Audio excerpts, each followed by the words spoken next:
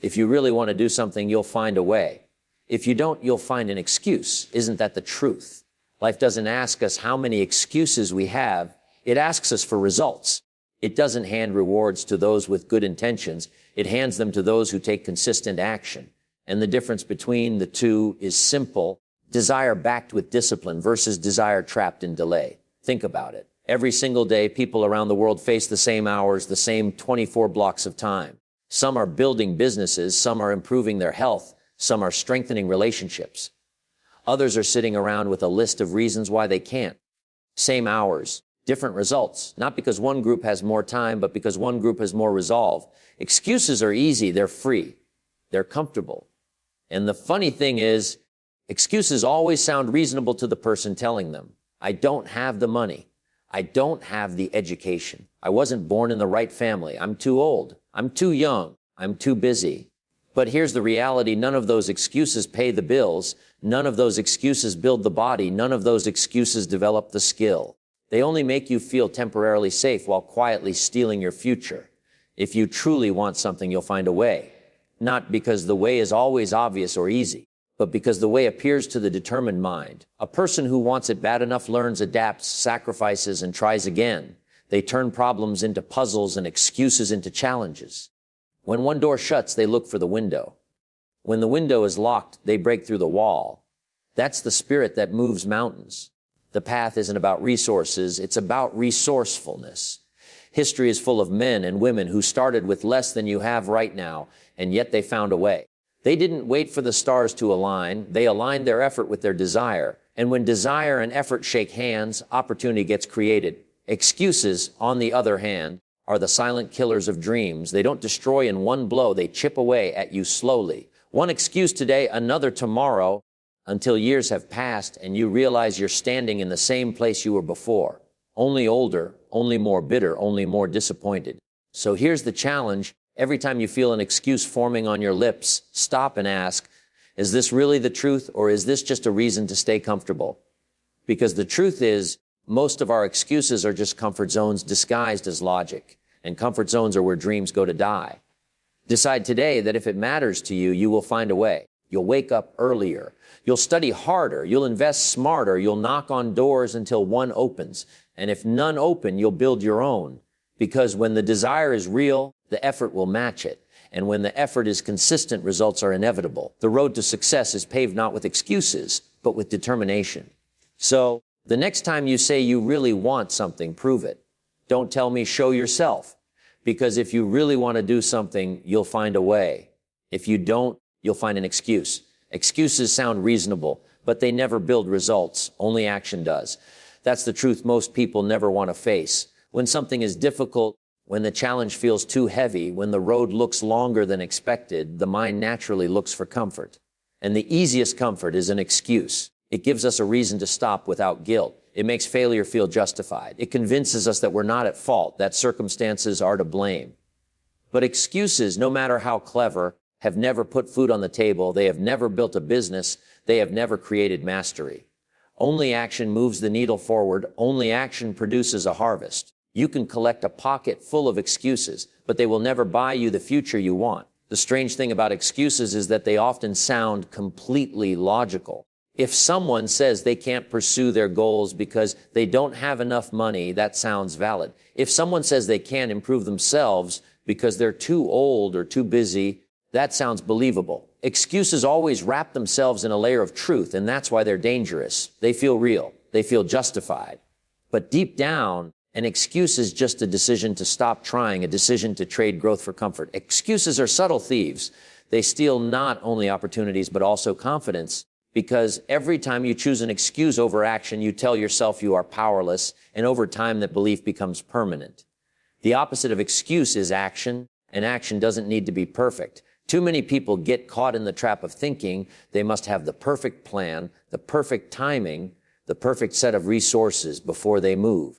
That hesitation is just another form of excuse disguised as preparation.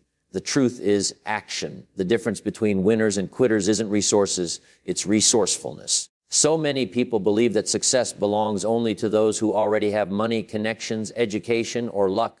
They imagine that the winners of life were handed a special set of tools that made their journey easier. while they themselves were left empty-handed.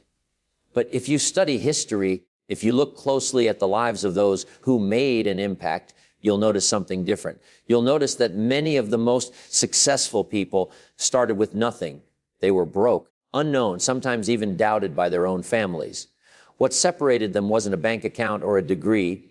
It was the ability to find a way to create something out of nothing, to be resourceful when resources were scarce. Resourcefulness is the power of the human spirit. It is the ability to look at a closed door and ask, where's the window? It's the mindset that says, if I don't have what I need, I'll learn, I'll borrow, I'll trade, I'll invent. It refuses to stop at obstacles because it knows obstacles are temporary, but determination can be permanent. Winners understand that tools and advantages are nice, but they're not necessary. What's necessary is the decision to keep moving, to keep adapting, to keep creating options where none seem to exist. Think of the entrepreneur who starts with no investors and no fancy office, just a kitchen table and a dream. Think of the student who can't afford elite education, but uses the public library, free courses, and late nights to gain knowledge. Think of the athlete who trains with old equipment, running in worn shoes, but pushes harder than anyone else because the hunger is greater than the hardship. These are examples of resourcefulness in action. They prove that the human mind is more powerful than circumstance. Quitters, on the other hand, look at what they don't have and stop there. They convince themselves that without money, without support, without luck, the game is over. And so they stop playing. They allow the absence of resources to be the excuse for inactivity. But winners, the truly drive-in, let the lack of resources sharpen their creativity. They turn limitations into innovation. They take scarcity and use it as fuel for ingenuity. Resourcefulness is not only about finding physical tools, but also about developing emotional resilience. Life throws setbacks, failures, and disappointments at everyone. But the resourceful person asks, what can I learn from this? How can I use this experience to grow stronger? The quitter asks, why me? And walks away. The winner asks, what's next? And takes another step forward. The resourceful mind does not deny the difficulty, but it refuses to be defined by it. It's easy to admire the success of others and assume they had better resources, but often they simply had more resourcefulness. They used what they had, however little, and maximized it. They were willing to start small while others were waiting for the big break. They were willing to risk looking foolish while others were waiting for certainty. They were willing to keep going while others quit. Over time, resourcefulness compounds. Every small step, every creative solution, every act of persistence adds up until the gap between the resourceful and the excuse makers becomes a canyon. Even in the modern world, resourcefulness is the great equalizer. With technology, with access to information, with endless opportunities to connect, excuses have fewer legs to stand on. You don't need millions to start. You need the ability to search, to learn, to adapt, to keep going when it would be easier to quit. Winners know this. They may not always have more, but they always do more with what they have. That's what makes the difference. Comfort zones disguise themselves as logic, but they quietly destroy dreams. The mind is clever. It knows that if it gives you a ridiculous reason for not moving forward, you'll reject it. So instead, it packages fear and hesitation in the wrapping paper of logic. It whispers, it's not the right time, or you need to think this through a little more, or maybe when things calm down, you'll start. Those sound reasonable, they sound intelligent, they even sound responsible. But underneath, they're nothing more than protective shields for comfort. The mind is keeping you safe from risk, but it's also keeping you stuck from growth. Comfort zones are warm, familiar, and easy. They ask for nothing more than what you've already been doing.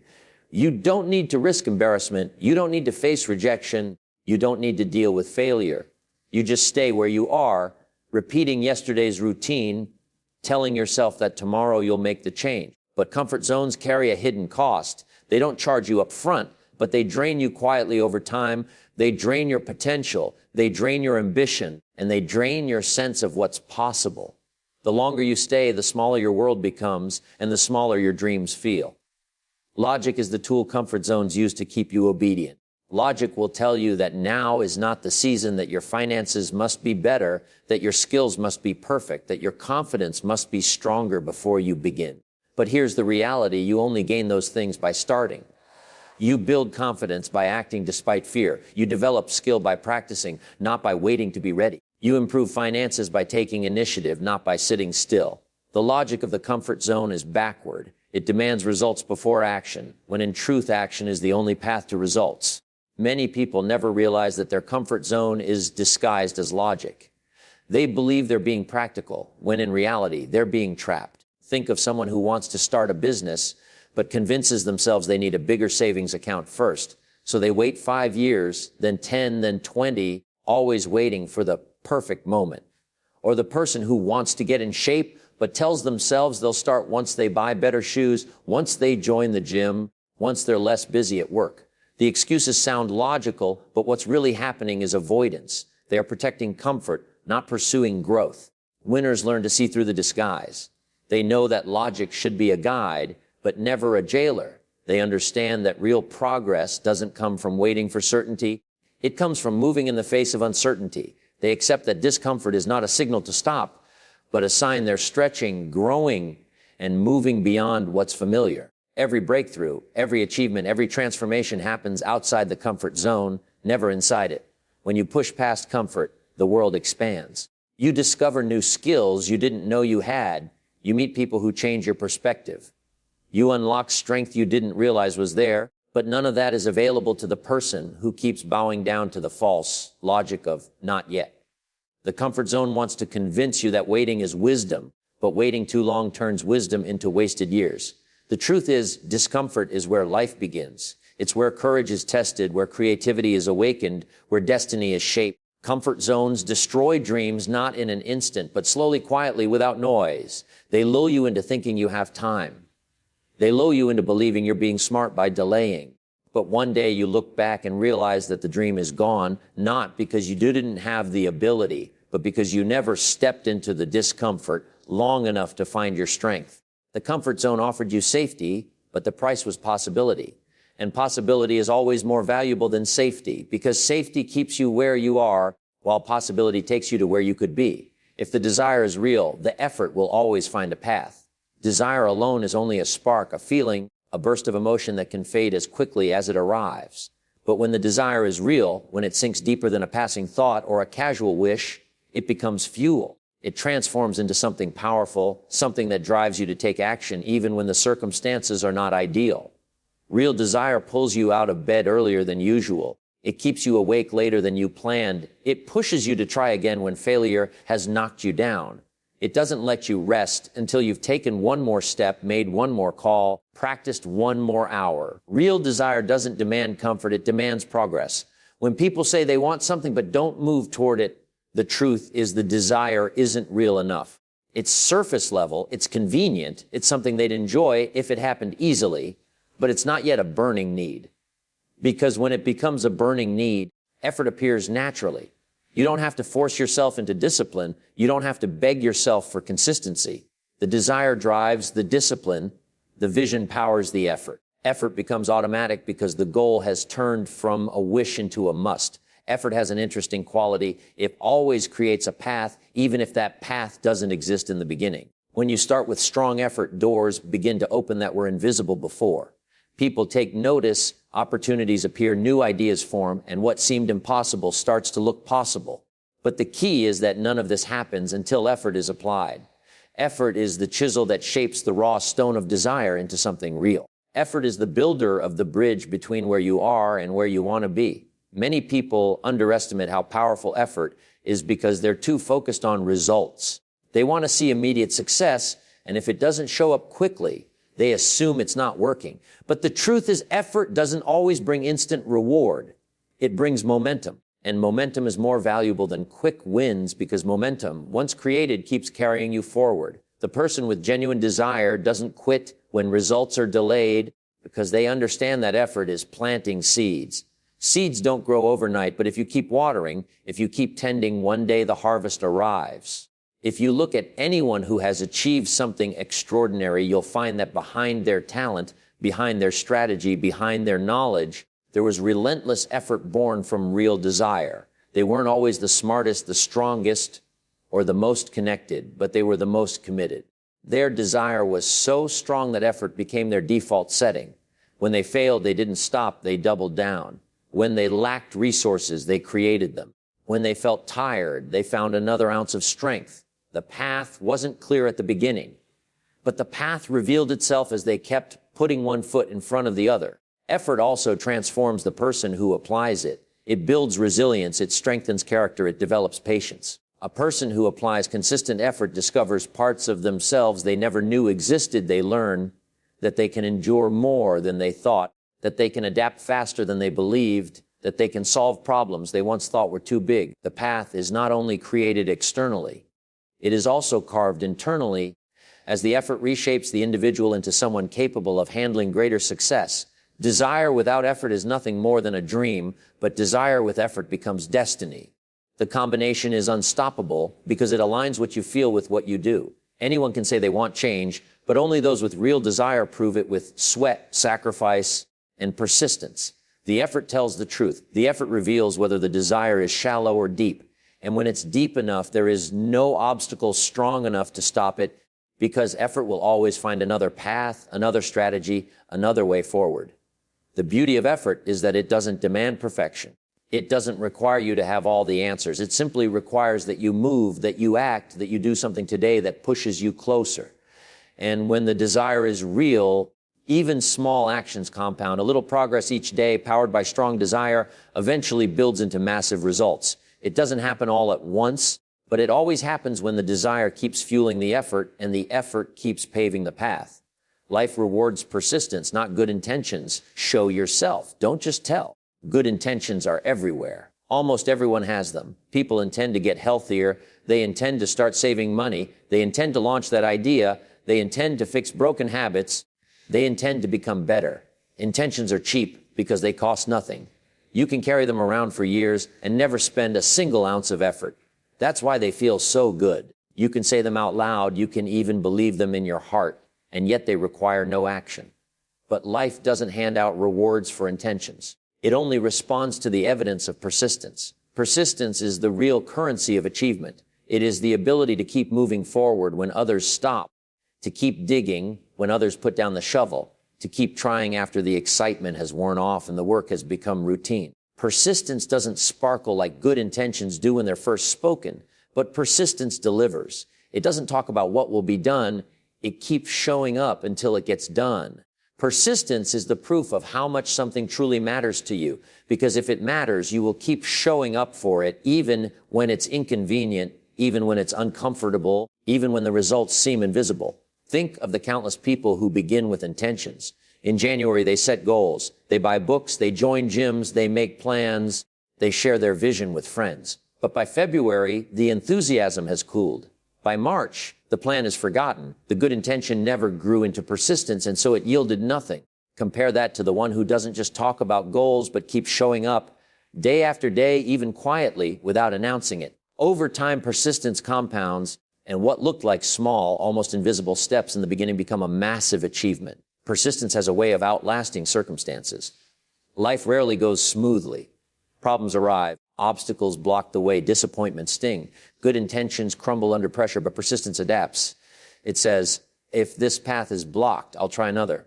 It says, if I've failed, I'll learn and return stronger. It says, I will not be defined by setbacks, only by my ability to rise again.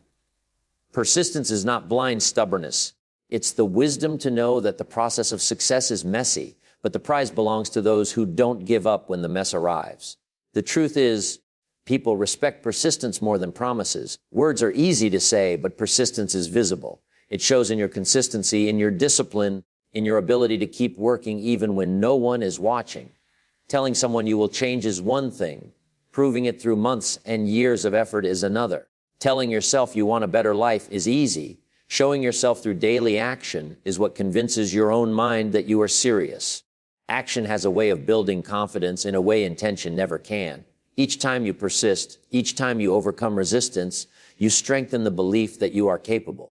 Life's greatest rewards go to the persistent because persistence creates mastery. Anyone can dabble for a short time. Anyone can put in effort for a week or two, but mastery is born from repetition, from showing up again and again until the skill is sharpened, until the weakness is transformed, until the habits are ingrained so deeply they become second nature. Persistence turns effort into excellence, and excellence attracts opportunity. The marketplace doesn't reward those with wishes. It rewards those who have refined their craft through relentless practice.